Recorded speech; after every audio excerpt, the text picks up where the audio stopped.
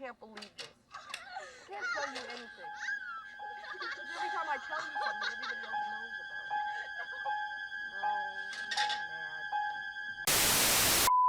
What is up, everybody, and welcome back to the channel. I am Brandon, coming at you live from Smith's Grove, and today we're going to be covering Halloween 4, The Return of Michael Myers, released in 1988. So when the release of Halloween 3 didn't go the way they'd hoped, Moustapha Akkad wanted to move away from the anthology idea and head back to what made them the actual money, and that was Michael Myers. John Carpenter was actually approached to write and direct Halloween 4, and with Deborah Hill also set to return and produce the film, Carpenter teamed up with Dennis Etchison to write the script. Quick fun fact about this, Dennis Etchison, actually under the pseudonym Jack Martin, was the one that wrote Halloween 2 and 3's novelizations. I thought that was pretty cool. The original script, which had more supernatural elements to it, and where Michael was more of a memory being brought back into existence by teenagers, was rejected by Akkad though. Calling it too cerebral, he insisted Myers be featured in the flesh and blood. Not pleased with this, Carpenter and Hill sold their rights to Halloween away to Akkad, who gained full ownership. With Carpenter now refusing to move forward, Akkad set out to make a Halloween film by, quote, getting back to the basics. Dwight H. Little was hired to replace Carpenter as director, and Alan B. McElroy was brought in to write a new script. Apparently middle initials were pretty popular back then. The new original script saw the death of Sheriff Meeker during the attack on his house, and a fire was supposed to be started at some point with the house burning to the ground. The rooftop scene was also supposed to be surrounded by flames before the house went down, but due to the budget issues, they opted instead for a love triangle story between Rachel Brady and Kelly Meeker, thus sparing Sheriff Meeker in his house in the process. The crew and cast were completely new here, with the exception of Donald Pleasance returning to play Dr. Loomis, who's still getting crazier by the film. Ellie Cornell stars as Rachel Carruthers, Bo Starr was cast as Sheriff Meeker, and Daniel Harris plays Jamie Lloyd in her first big role. Also new to the franchise, and probably the third most notable man to play Michael Myers, was stuntman George P. Wilbur, again with those middle initials. The filming of Halloween 4 began in the spring of '88 in and around Salt Lake City. Pasadena, California was the intended filming location again, but due to the rising costs, they shifted to Utah. It was made on a budget of $5 million and was released on October 21st, 1988, the day before I was born. It grossed a total of $17.7 million at the box office, and of course it garnered a critically negative response, but it was also considered a success in the return of a horror icon, despite the slasher subgenre all but dying out by this time. Today, the return of Michael Myers is probably considered by most, including myself, one of the strongest in the series. Why do you ask? Well, let's take a look inside the Sanitarium at Halloween 4 and find out.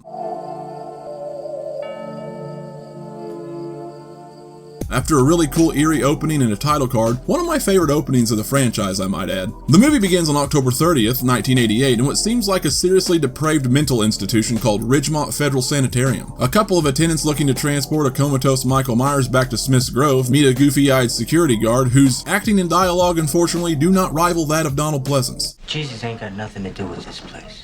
I need to mention right off the bat just how incredibly quotable this movie is, and it provides the perfect amount of comic relief at the right time. After some lengthy exposition by the crazy-eyed guy, they load up Myers and set off into the rainy night. Yeah, I love a rainy night. On their way, the two attendants share some dialogue where they mistakenly bring up Michael having a niece in Haddonfield. Well, this gets Mikey's blood pumping, and before they know it, he springs to life, bashing the male attendant's head into the side of the bus and sticking his thumb in the dude's head for the first kill of the movie as the lady attendant screams in terror. To calm everyone down, though, we're introduced to Jamie Lloyd, played by Daniel Harris, who can't sleep and is still struggling after folks died in a car accident. I don't blame you there, Jamie. She is then greeted by her new foster sister, Rachel, who comforts her before putting her back into bed. We then see Jamie getting a green box out of her closet and a picture revealing her to be the daughter of Laurie Strode, and then it was Laurie and her father, whose name was never mentioned, that was killed in the car accident. We then get what seems to be a nightmare sequence with Michael terrorizing Jamie. I always found this one to be a little odd. Was this a premonition of Jamie's, or was it just not well thought out at the time?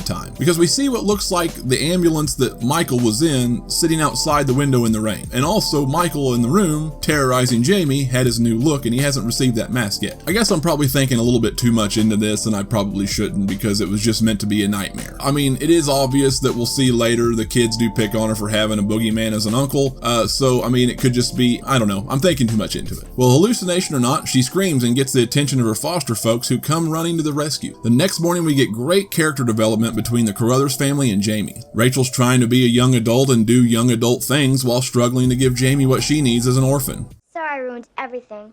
I wasn't here. You can go out. Oh. She comforts Jamie upstairs and promises her costume shopping for trick-or-treating and ice cream after school. Hell of a bribe if you ask me. We finally get introduced to Dr. Loomis and his new burn scar prosthetics that mysteriously keep changing throughout the movie when he bursts into Dr. Hoffman's office asking why he wasn't notified and also reminding him that it's not the day to be pulling this shit. Hoffman writes him off like everyone else does before getting a phone call about a crash, and Loomis takes off. They pull up on the site and Dr. Loomis inspects the wreckage. Already knowing what everyone else doesn't, he tells Hoffman he's heading to Haddonfield to catch Myers, who he knows survived the crash. Speaking of, Michael, realizing he needs a set of clothes before he catches cold, and being extra picky about what he normally wears, finds an old rundown gas station where a clueless mechanic is just minding his business trying to make a living. He unfortunately looks to be Michael's size, and just like that, Mikey stabs him with what looks like a huge pry bar. Loomis shows up shortly after, being on wheels and all, and notices it being rather quiet. He fills up and goes to pay, but finds our local mechanic chained up inside the garage dead. He panics and runs to find help inside the diner, and all that's left is this wall of Abe Lincoln. Did you say Abe Lincoln? He finds a dead waitress and a busted phone before realizing Michael was standing behind him in the kitchen. He pleads with Michael not to go to Haddonfield and then fires some shots at him, missing him wildly as Michael peels out in an old tow truck. Loomis then runs outside and fires more stock gunfire audio at him that sounds like it came from GoldenEye 64 as Michael escapes, somehow leaving behind a massive explosion and Loomis without a car. Later, after school, Jamie's trying to leave for the day but is being harassed by a bunch of shitbag kids that I mentioned earlier that make fun of her for having an Uncle Boogeyman and her parents for being dead. Jesus Christ. Kids suck. I don't even remember that kind of savagery in grade school. Like, kids are mean, but who wrote this terrible shit? Like, that's awful. So Jamie runs outside crying, naturally, as Daniel Hare shows off some really good acting chops for a 10-year-old. You're okay. You're okay.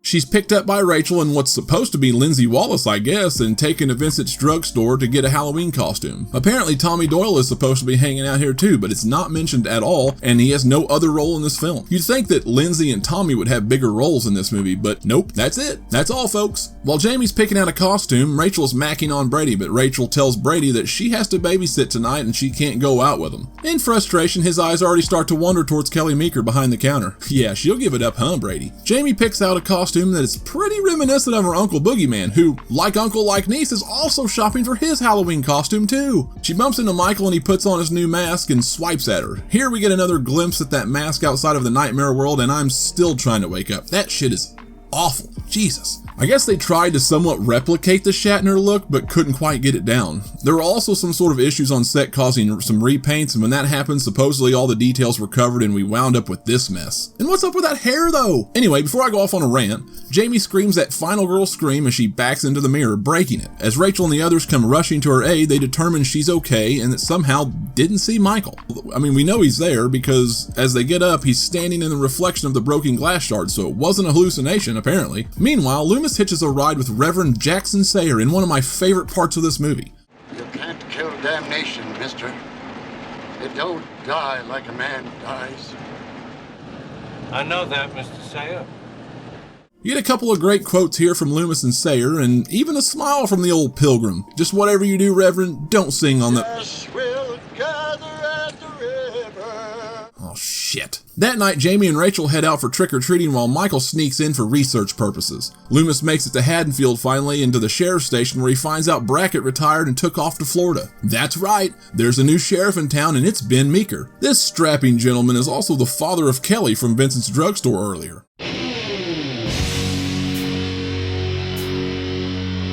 After Meeker downplays the situation at first, Loomis goes full ham trying to convince him he's not a total whack job yet. 6 bodies. Sheriff, that's what I've seen between here and Richmond. Nailed it. They head off to find Jamie before Michael does, and they don't have to look too far because Jamie and Rachel have already made it to the Meekster's house where we can see Kelly treating tricksters to more than just candy.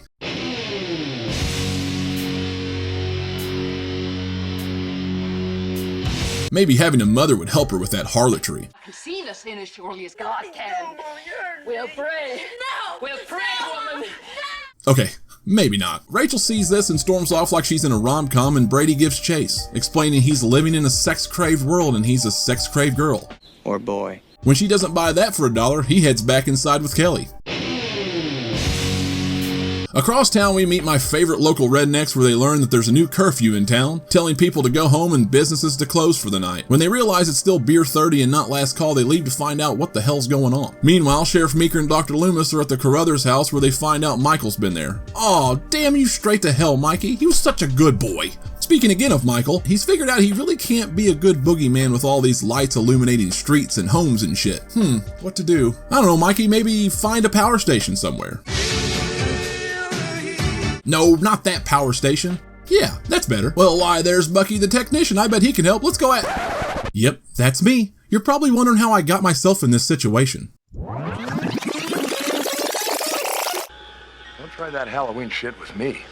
All right. I'm on the telephone to the police right now. Well, different approach, same results, I guess.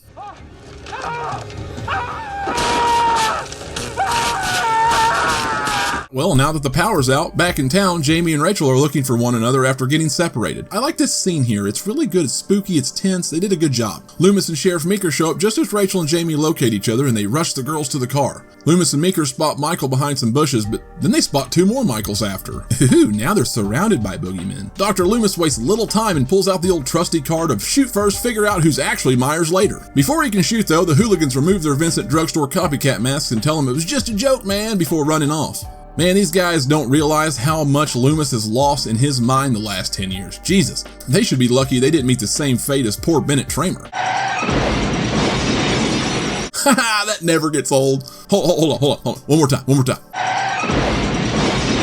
Loomis and Meeker then leave with the girls, not realizing how close they actually were to the real boogeyman the whole time. Jesus, those hockey pads are bad. Ugh. So they decided for some reason to put hockey pads under the coveralls of George P. Wilbur. I guess it was supposed to make him look more menacing, but boy, that did not work at all. You know, you'd think they'd be putting us through enough with that terrible mask, but nope, they had to add the hockey pads too. The bad thing is, though, the mask isn't even worse in the series. It gets worse after this. They finally make it back to the police station where it looks like it's closed for business. The place looks ransacked and most of the force apparently is in pieces. Look, there's one now. Ew, look, his arm is missing. They decide that that's not the place to set up protection for the girls and head out, but not before Earl and the boys show up. Meeker tells them to go on home and that it's official police business and that they'll handle it. Looks like to me you're out of business. I already said that, Earl. Damn. Meeker tries to say hush-hush and send him away knowing a bunch of beer bellies would do more harm than good. Yeah, he's probably right. We don't need to worry about telling him. It was Michael Myers. What? Well, too late now. Earl and the boys decide that they're going to handle this shit themselves because the police suck. We're gonna fry his ass. Meeker, now mad at Loomis for spilling his guts, had the right frame of mind here knowing what can and does end up happening. More on that later. You haven't got a police force. These men may be the only defense you've got. Loomis has got a point too. Well, now I'm conflicted. Did I mention I love this crazy ass movie? God help us.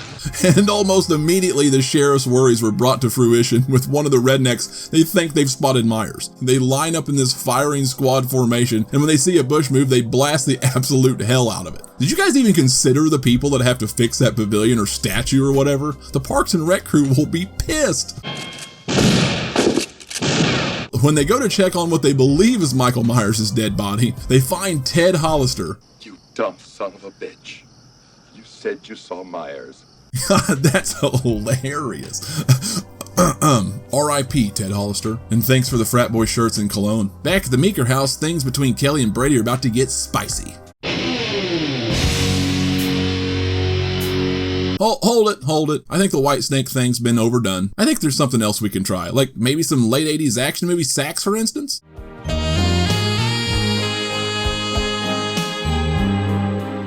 That's much better. Before Kelly and Brady can round home, though, the sheriff and crew show up putting another cockblock on Brady. No wonder the guy's so frustrated. Kelly and Brady manage to look only slightly less conspicuous than before as Rachel walks in and stares daggers into both of them. Right about now, I'm wondering what the house fire scene would have looked like. Meeker then tells Kelly to go make coffee or something and then hands Brady a shotgun and toolbox before making some serious dad threats. Catch you grope my daughter, I'll use that shotgun on you. You understand? As everyone settles in, Loomis decides to go back to the Carruthers house to see if he can find Michael while Kelly and Rachel are in the kitchen discussing the two types of women in horror movies. When Kelly outsluts her, however, Rachel dumps coffee on her and ruins my favorite shirt. Sheriff Meeker then gets the call that Earl's gang murdered poor Ted Hollister when he was just trying to be drunk in public or something.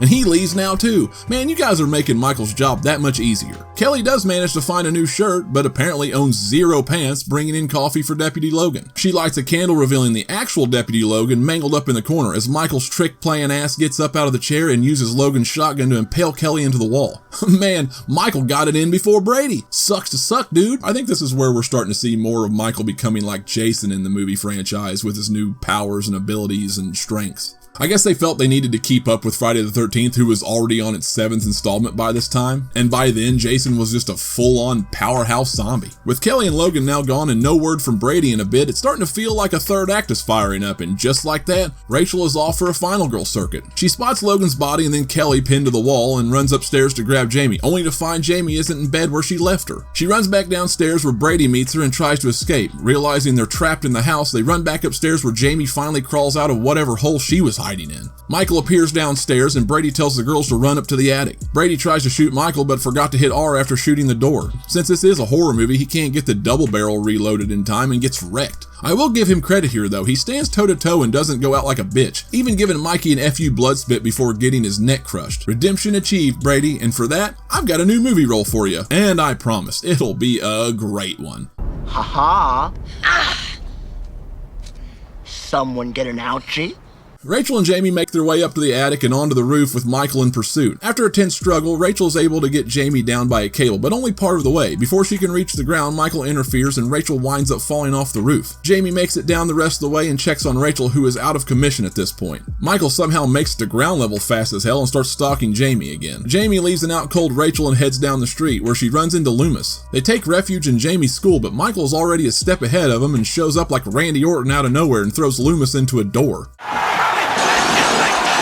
With Loomis now out of commission until the end of the movie, it's down to Jamie and Michael. Jamie runs off, but it's not too long before she runs into Uncle Boogeyman again, but in a panic she accidentally trips down the stairs, reducing her to a crawl. Michael does grab her before she can crawl away, but she's saved by Rachel, who's back and holds him off with a fire extinguisher. Earl and the boys, who are apparently not found by Meeker because they're still out patrolling for their next big mistake, hear the nearby fire alarm coming from the school. Rachel and Jamie rush out to greet the Jolly Beer Bellies and convince them to get the F out of there. But as they hit a patch of dense fog, Michael comes crawling out from under the truck towards the tailgate. I guess he hitched a ride somehow without any of them noticing. Speaking of not noticing, Earl is completely oblivious to his boys getting taken out one by one in the back of the truck, with an hilarious shot of Michael's Party City mask blowing in the wind as he John Rambos everybody. And I know I have been poking fun at this movie, but it really is a lot of fun. Earl finally gets a sense that something isn't right, but by that time it's too late. Michael busts through the window and takes Earl out with a gruesome neck rip. Easily the best and goriest kill in this movie. Rachel decides it's time to relieve Earl of his driving duties, you know, since he isn't alive anymore, and kicks his dead ass out of the truck. Michael tries to reach for Rachel, but after a bit of an action movie scene, she's able to throw Michael from the truck. After some old cliche gear grinding sound, she manages to get that puppy into first and runs into Michael in my least favorite shot of this movie. I don't mind the idea of running him over. I just don't like this cheesy stunt of him flying in the air like a backstroke swimmer towards the ditch. Just find another way to get him down in front of that mine shaft. Anyway, with Michael now down, Meeker, a state trooper, and a group of rednecks the sheriff actually found show up. Rachel, doing the smart thing, runs towards the sheriff, but Jamie checks on her Uncle Boogeyman, who's down for the count. They yell for Jamie to get away as Michael grabs his knife and sits up. They tell Jamie to get down and unload everything they got into Michael. You can even see this dude lighting up some dynamite in a couple shots before it changes back to a gun at the end. Now we do get to see that dynamite used, however, at the beginning of 5 after Michael falls into that sinkhole and it collapses, because they drop that shit down a hole and blow it up, but not before Mikey narrowly escapes. Shit, spoilers.